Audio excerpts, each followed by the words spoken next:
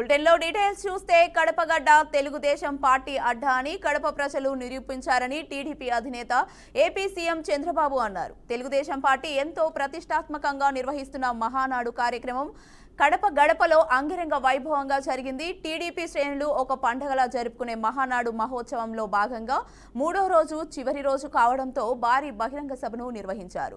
ఈ సభలో చంద్రబాబు ప్రసంగిస్తూ అహంకారంతో విర్రవీగే వారికి గత ఎన్నికల్లో ప్రజలు అద్భుత తీర్పు ఇచ్చి బుద్ధి చెప్పారన్నారు.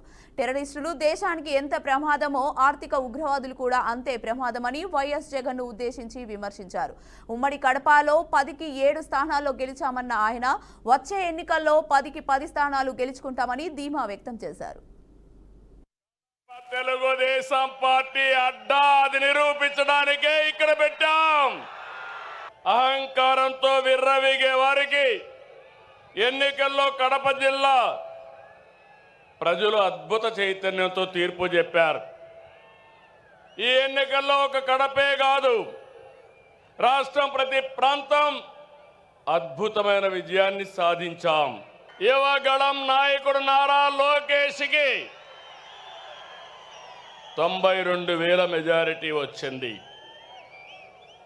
వైనాట్లు గొడ్డలి పోట్లు అనేది మన రాజకీయం కానే కాదు. ప్రజలిచ్చిన అధికారాన్ని బాధ్యతలా భావించి ప్రతి క్షణం కష్టపడి పనిచేయడం మన విధానం. గత ప్రభుత్వంలో చేసిన దుర్మార్గాలు, భూ మాఫియాలు, ప్రజల్ని ఇబ్బంది పెట్టిన విధానం ఏ విధంగా చేశారంటే పెద్ద ఎత్తున భూముల విషయం కానీ ఇంకా ఇవన్నీ చేస్తే మనం వస్తానే ల్యాండ్ టైటిలింగ్ రద్దు చేసింది తెలుగుదేశం ప్రభుత్వం అని మీ అందరికీ హామీ ఇస్తున్నాను. అదే మనం రాకపోయి ఉంటే మీ భూములన్నీ గోవిందా గోవిందా ఆ భూములన్నీ వాళ్ళ అకౌంట్లోకి పోయేటివి. అయినప్పటికీ కూడా ఎంత గోలమాలాలు చేశారంటే మీ భూమి కబ్జా చేయడానికి మీ భూమిని 22A పెట్టి మొత్తం రికార్డ్స్ అన్ని అస్తవ్యస్తం చేసేశారు. కడప తెలుగుదేశం పార్టీ అడ్డా అది నిరూపించడానికే ఇక్కడ పెట్టాం.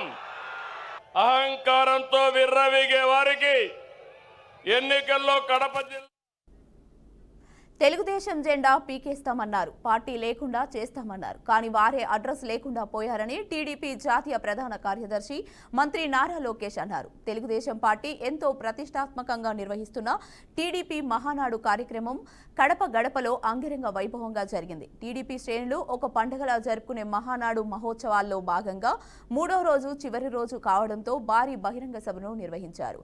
ఈ సందర్భంగా ఆయన మాట్లాడుతూ వైనాట్ 175 అన్నారని, అయితే ప్రజలు ప్రతిపక్ష హోదా కూడా ఇవ్వలేదని ఎద్దేవా చేశారు. బయటికి గంటేసింది ఎవరు? సొంత బాబాయిని లేపేసింది ఎవరు? జే బ్రాండ్లు అమ్మి పేదల రక్తం దాగింది ఎవరు?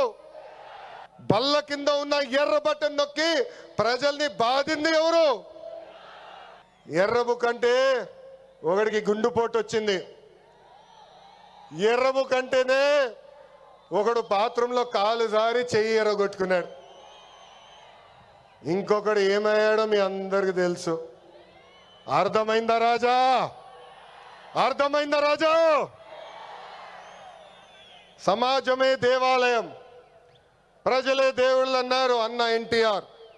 అందుకే మనం 6 శాసనాలు ప్రకటించాం. తెలుగు జాతి విశ్వఖ్యాతి, స్త్రీ శక్తి, యువగలం, పేదల సేవల్లో సోషల్ రీఇంజనీరింగ్, అన్నదాతకు అండగా కార్యకర్తలే అధినేత.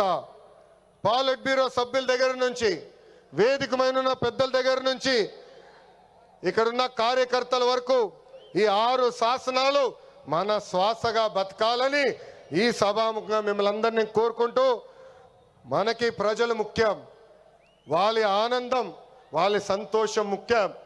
అహర్నిశలు కష్టపడాలా, వాళ్ళకి అందుబాటులో ఉండాలా.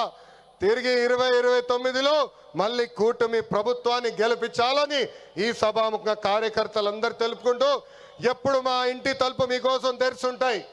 తల్లిని చెల్లిని మెడబట్టుకుని బయటికి గంటేసింది ఎవరు? సొంత బాబాయిని లేపేసింది ఎవరు?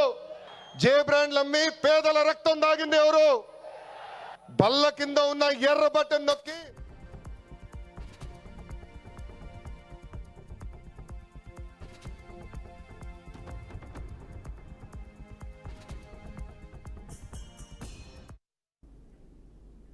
కవిత కొత్త పార్టీ ప్రచారంపై బీజేపీ ఎంపీ ఈటెల కీలక వ్యాఖ్యలు చేశారు. తెలంగాణలో కొత్త పార్టీ పెట్టే సాహసం ఎవరు చేయరని స్పష్టం చేశారు. ఇలాంటి గాలి వార్తలపై స్పందించనని, స్పష్టంగా తెలిస్తేనే మాట్లాడతానని తెలిపారు. బీజేపీ స్టేట్ ఫైట్ చేస్తుంది గానీ స్ట్రీట్ ఫైట్ చేయదు అని అన్నారు. బీఆర్ఎస్ బీజేపీలో విలీనమయ్యే ప్రసక్తే లేదని తేల్చి చెప్పారు. కేసీఆర్ను నమ్మి ప్రజలు 10 ఏళ్లు మోసపోయారని, కాంగ్రెస్ను నమ్మి మళ్లీ మోసపోతున్నారని ఆగ్రహం వ్యక్తం చేశారు. స్ట్రీట్ ఫైట్ ఉండదు. భారతీయ జనతా పార్టీ అని చెప్తే నేరుగా చేస్తారు తప్ప ఈ కుట్రలు కుతంత్రాలతో కూడిన రాజకీయాలు చేయరు. అందువల్ల ఎవరో బయట వాళ్ళు ఏదేదో మాట్లాడితే మమ్మల్ని వచ్చి నిజమా అబద్ధం అని అడగడం అనేది మంచిది కాదు. అది కానీ ఒక్కటి మాత్రం సత్యం ఏంటంటే ఈ మధ్య కాలంలో తెలంగాణ సమాజంలో వచ్చిన పెనుమార్పు ఏంటంటే 10 ఏళ్ల కాలంలో కేసీఆర్ నమ్మి ఓటేసిన కర్మాన్ని నట్టేట్లా ముంచింది.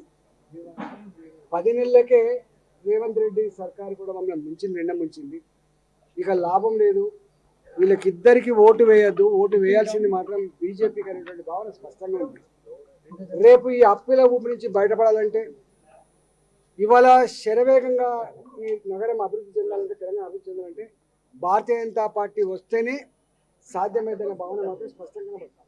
అది ఏ పార్టీలలో ఉండని, ఏ రాజకీయాలు ఉండని, నాయకుల మధ్య మాట్లాడుకొని ఇనుపకంచెలు వేసింది వాళ్ళ డాడీ నాన్న వేసింది. నాయకుల ఫోన్లను ట్యాప్ నిలబెట్టడం, కుటుంబ సభ్యుల ఫోన్ కూడా ట్యాప్ చేయడం, నేర ప్రవృత్తి, ఎర్రచందనం స్మగ్లింగ్ వంటి వాటిని ప్రోత్సహించే సినిమాలకు జాతీయ అవార్డు ఇవ్వడం ఏమిటని గతంలో మంత్రి సీతక్క పుష్ప సినిమాను ఉద్దేశించి కేంద్ర ప్రభుత్వాన్ని ప్రశ్నించారు.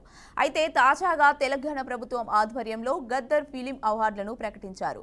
అందులో పుష్ప 2లో నటించిన అల్లు అర్జున్ కు ఉత్తమ నటుడిగా అవార్డు ప్రకటించారు. దీంతో గతంలో పుష్ప సినిమాపై మంత్రి సీతక్క చేసిన వ్యాఖ్యలు నెట్టింట వైరల్ అవుతున్నాయి. అలాంటి వాళ్ళకి అవార్డులు రాలే, జేబీపీ సినిమా లాంటి వాటికి. కానీ ఇవాళ పోలీసు అధికారులు చట్టబద్ధంగా ఉండేటువంటి డ్యూటీలో ఉంటారు. వాళ్ళని బట్టలు నింపేసి ఒక స్మగ్లర్ పాత్రలో, ఒక స్మగ్లర్ పాత్రలో ఉండేటువంటి ఒక స్మగ్లింగ్ చేసేటువంటి హీరోలు పోలీసు అధికారులను పోలీస్ స్టేషన్లలో బయట బట్టలు నింపేసి నిలబెట్టి యథేచ్ఛగా స్మగ్లింగ్ చేసేటువంటి సినిమాలకు మాత్రం కేంద్రం నుంచి అవార్డు వస్తున్నాయి. ఏంటి ఇలాంటిదైనా మీరు ప్రోత్సహించేది? ఏ సినిమాను మేము గౌరవిస్తాం. సినిమాలో ఒక ఎంటర్టైన్మెంట్ పబ్లిక్ ఉంటుంది, కానీ పబ్లిక్ ఎలాంటి మెసేజ్ ఇస్తారు? స్మగ్లర్ని హీరోలు అవుతారంట, ఒక అవేర్నెస్ ఇచ్చేటువంటి లాయర్లు జీరో అయితే ఎట్లా? ఒకవేళ అక్కడ స్మగ్లింగ్ జరుగుతున్నప్పుడు దాన్ని కట్టడి చేసేటువంటి పోలీస్ అధికారి జీరో ఎట్లా అవుతాడు? ఇది సమాజం ఆలోచించాలి. కాబట్టి సినిమా యాక్టర్లైనా, సినిమా ప్రొడ్యూసర్స్ అయినా, డైరెక్టర్లైనా ఈ సమాజాన్ని ఒక ఉన్నతమైనటువంటి సన్మార్గంలో తీసుకెళ్లేటువంటి. నెల్లూరు జిల్లాలోని వైసీపీ పార్టీ కార్యాలయంలో మాజీ మంత్రి కాకాని గోవర్ధన్ రెడ్డి కుమార్తె పూజితారెడ్డి సమావేశం నిర్వహించారు. తన తండ్రి నిజాయితీ, వ్యక్తిత్వం గురించి ప్రజలకు తెలుసునని, ప్రజల సంక్షేమం తప్ప వేరే ఆలోచన చేయని వ్యక్తి తన తండ్రి అని అన్నారు. తప్పుడు కేసులు పెట్టి అక్రమంగా అరెస్టు చేసి కష్టాలు పెట్టడం సరికాదని మండిపడ్డారు. తమకు కేసులు కొత్తేమి కాదని, ఎన్నోసార్లు కేసులు పెట్టినా పోలీసు విచారణకు హాజరు అయ్యేవారని పూజితారెడ్డి తెలిపారు. మళ్లీ తన తండ్రి ప్రజల ముందుకు వచ్చే వరకు కార్యకర్తలకు అందుబాటులో ఉంటానని హామీ ఇచ్చారు. కింద నుంచి వచ్చిన నాయకుడు కాబట్టి ఆయనకు అది ఉంది. ఆయన జెడ్పీ చైర్మన్గా పనిచేశారండి. చాలామంది అంటారు ఆయన ఆ పదవికే వన్నె తెచ్చారమ్మా, అంతకుముందు జెడ్పీ చైర్మన్ అంటే వేరే మీనింగ్ ఉండింది, ఆయన పనిచేశాక ఆ పదవికి వేరే రకమైనటువంటి హుందాతనం ఏర్పడింది అని. సర్వేపల్లి జనాలు వాళ్ళ ఆశీస్సులతో ఆయన 2 సార్లు శాసనసభ్యుడిగా అయ్యారు. జగన్మోహన్ రెడ్డి గారి సహకారంతో మళ్ళీ మంత్రిగా కూడా పనిచేశారు. ఆయన మంత్రిగా పనిచేసిన రోజులు మా నాన్నని దాదాపు ఆ 2 సంవత్సరాలు ఒక 10 సార్లు చూసుంటాను నేను. ఎవరైనా నాకు ఫోన్లు చేస్తే ఆయన ప్రజల మనిషి, నాకంటే ముందు తమ్ముడు నీకే దొరుకుతాడు, కాబట్టి నాకు ఫోన్ చేయడం టైం వేస్ట్. మీరు వెళ్ళి కలవండి. మీకోసం రాత్రి 12ంటికైనా ఆయన ఇంటి తలుపులు ఎప్పుడు తెరిచుంటాయని నేను ఎప్పుడు చెప్పేదానండి. ఎంతోమంది మా తాతయ్య కింద రాజకీయాలు నేర్చుకున్నారు. వాళ్ళు ఎవ్వరు కూడా అవినీతి చేసే అవకాశమే లేదని నేను గట్టిగా చెప్తాను. అటువంటి మనిషి మీద అవినీతి ఆరోపణలు చేసి ఆయన మీద కేసులు కట్టి, తప్పుడు కేసులు కట్టి, ఆయన్ని కేవలం కష్టపెట్టాలన్న ఉద్దేశంతో తీసుకొని వెళ్ళి ఈ రకంగా అక్రమ అరెస్టులు చేసి జైల్లో పెట్టి ఆయన్ని ఇబ్బంది పెట్టాలనుకోవడం చాలా బాధాకరమైన విషయం. నా తండ్రినో ఇంకొకర్లనో అట్లా అని కాదు, కానీ ఇది జరిగి ఉండకూడదు. ఎందుకంటే మనం ఒక వైసీపీ మాజీ ఎమ్మెల్యే వంశీ ముఖ్య అనుచరుడు ఓలుపల్లి రంగాపై నకిలీ ఇళ్ల పట్టా పంపిణీ విషయంలో కేసు నమోదైంది. కృష్ణా జిల్లా బాపులపాడు మండలంలో అక్రమ మైనింగ్ కేసులో ఏటూగా ఉన్న రంగాకు విజయవాడ కోర్టు 2 రోజుల పోలీస్ కస్టడీకి అనుమతించింది. కోర్టు ఆదేశాలు గన్నవరం ప్రభుత్వ ఆసుపత్రి ప్రకారం వైద్య పరీక్షలు నిర్వహించారు. అనంతరం గన్నవరం పోలీస్ స్టేషన్కు తరలించినట్లు పోలీసులు తెలిపారు.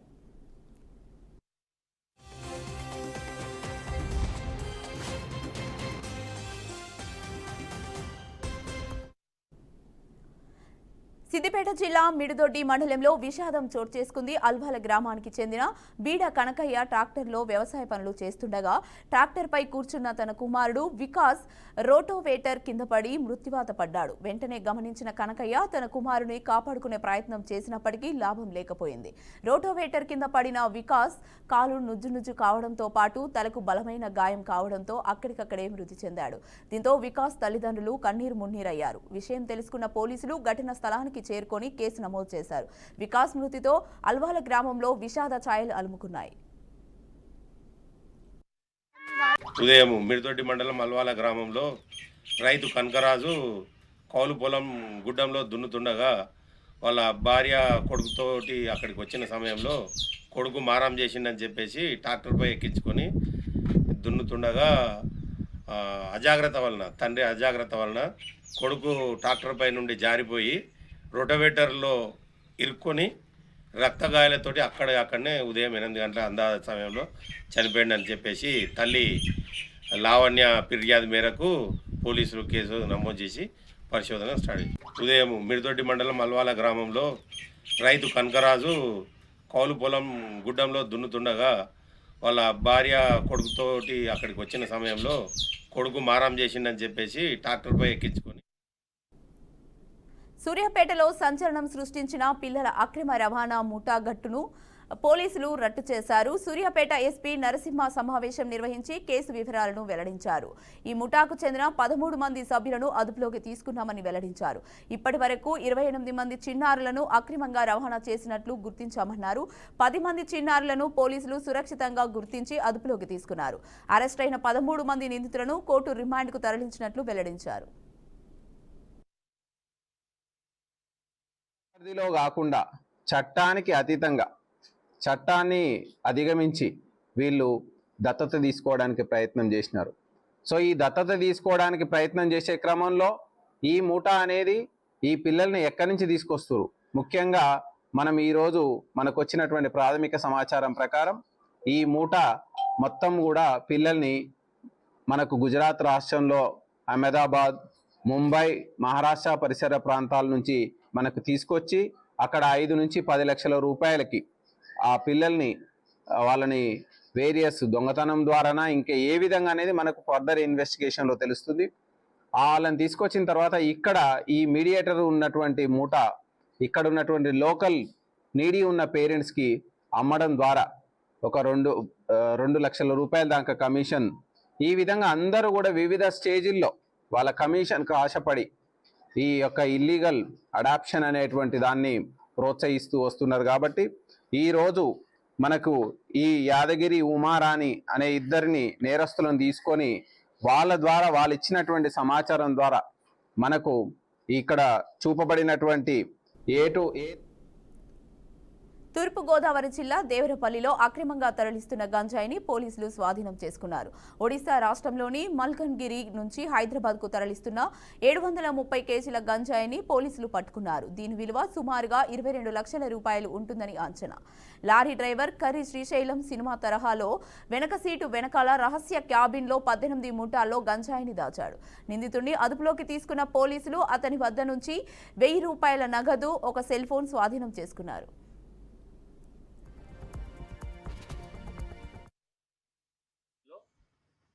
నిన్న అనగా 28/5/2025న ఎర్నగూడెం శివారు ప్రాంతంలో, దేవరపల్లి మండలం ఎర్నగూడెం శివారు ప్రాంతంలో ఒక ఇటుకల బట్టి వద్ద ఒక లారీ గత 4-5 రోజుల నుంచి అనుమానాస్పదంగా ఉందని దేవరపల్లి ఎస్ఐ సుబ్రహ్మణ్యం గారికి రాబడిన రహస్య సమాచారం మేరకు ఎస్ఐ గారు అంటే ఆ లారీలో గంజాయి ఉన్నట్టు ఎస్ఐ గారికి సమాచారం వచ్చింది.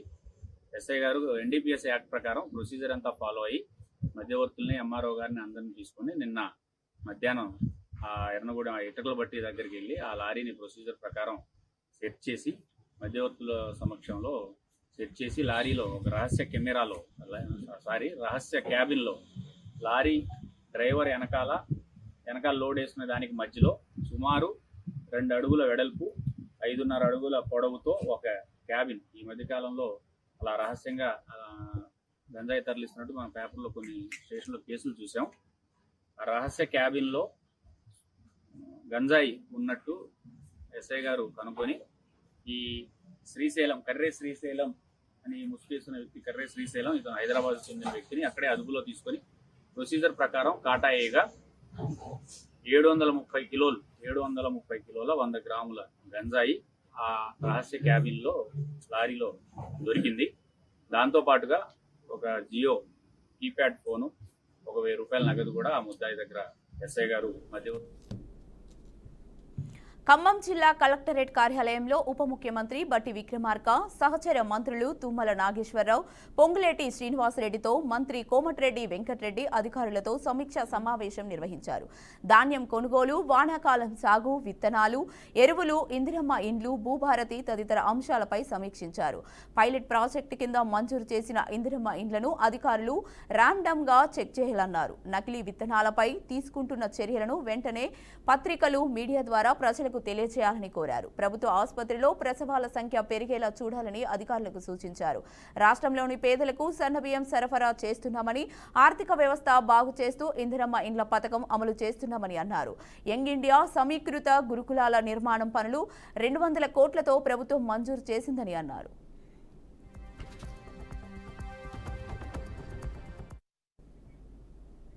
వికారాబాద్ జిల్లాలో బీజేపీ నాయకులు అభినందన సభ నిర్వహించారు. బీజేపీ అధ్యక్షుడిగా రాజశేఖర్ ను రాష్ట్ర పార్టీ నియమించింది.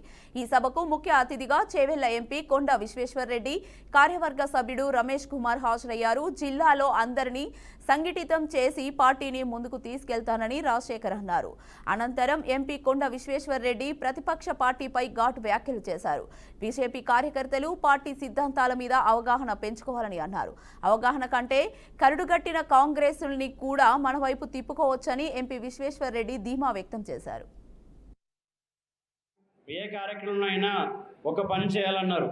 అది ఇక్కడ ఉన్న సీనియర్ నాయకులందరూ కూడా ఒక్కసారి మీ ఫోన్లు తీసి మీ ఫోన్లలో ఏదైతే జిల్లా సమాచారం ఉంటుందో జిల్లా అధ్యక్షుల నుంచి దానిపైన మీరు ఆ గ్రూప్ పైన ప్రెస్ చేయాలి.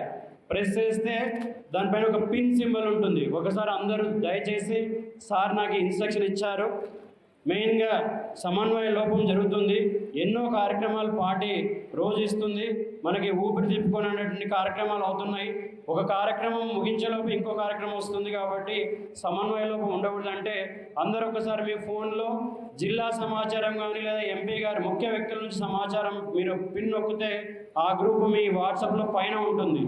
ఎన్ని వాట్సాప్లు మీకు మెసేజ్లు వచ్చినా ఈ గ్రూప్ పైన కనపడుతుంది. కాబట్టి మీరు కనీసం రోజుకు 2-3 సార్లు ఆ గ్రూప్ని చెక్ చేస్తే మరి సమాచార లోపం ఉండదని చెప్పేసి వారు నాకు ప్రాక్టికల్గా డిమాన్స్ట్రేట్ చేసి వారి ఆఫీస్లో నాకు చెప్పడం జరిగింది. అదేవిధంగా వారు చెప్పిన సూచనల తర్వాత సంఘటన మంత్రి గారు ఏదైతే నాకు ఆల్రెడీ చాలామందికి తెలుసు, నేను జిల్లా అధ్యక్షుడు.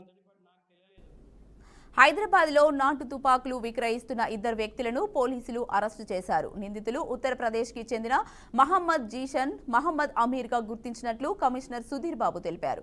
ఉత్తరప్రదేశ్ నుంచి తుపాకులు తీసుకువచ్చి హైదరాబాద్లో విక్రయిస్తున్నట్లు వెల్లడించారు. నిందితులపై కేసు నమోదు చేసి రిమాండ్కు తరలిస్తున్నట్లు తెలిపారు. ఒక ఇంటర్స్టేట్ క్రిమినల్ గ్యాంగ్ ఆర్మ్స్ ఇక్కడికి ట్రాన్స్పోర్ట్ చేసి ఇక్కడ నుంచి కంట్రీ మేడ్ వెపన్స్ తీసుకొచ్చి ఇక్కడ అమ్మడానికి ప్రయత్నం చేసిన ఒక గ్యాంగ్ను పట్టుకోవడం జరిగింది. వీళ్ళు బేసికలీ యూపీ నుంచి వచ్చారు. రాంపూర్ డిస్ట్రిక్ట్ నుంచి యూపీ నుంచి ఇక్కడ వచ్చి హైదరాబాద్లో 2016 నుంచి జీషన్ అనే ఒక వ్యక్తి 2016 నుంచి హైదరాబాద్లో ఉంటున్నాడు. బార్బర్గా ఉంటూ బార్బర్ షాప్స్ రన్ చేస్తున్నాడు. ఫస్ట్ సంతోష్ నగర్లో పెట్టాడు, తర్వాత బాలాపూర్లో కూడా ఇంకొక షాప్ రన్ చేశాడు. అతనికి ఇంకోటి ఈ షాప్స్ రన్ చేస్తున్నప్పుడు అతనికి కావాల్సిన ఎంప్లాయీస్ గురించి యూపీ నుంచి వేరే వాళ్ళని తీసుకురావడం ఆయనకు జనరల్గా యాక్టివిటీ ఉండేది. ఇందులో భాగంగానే అమీర్ అనే అతన్ని కూడా తీసుకొచ్చాడు. అతను 24 సంవత్సరాల వ్యక్తి. తీసుకొచ్చిన తర్వాత వీళ్ళు ఈ 3 షాప్స్ రన్ చేస్తున్నప్పుడు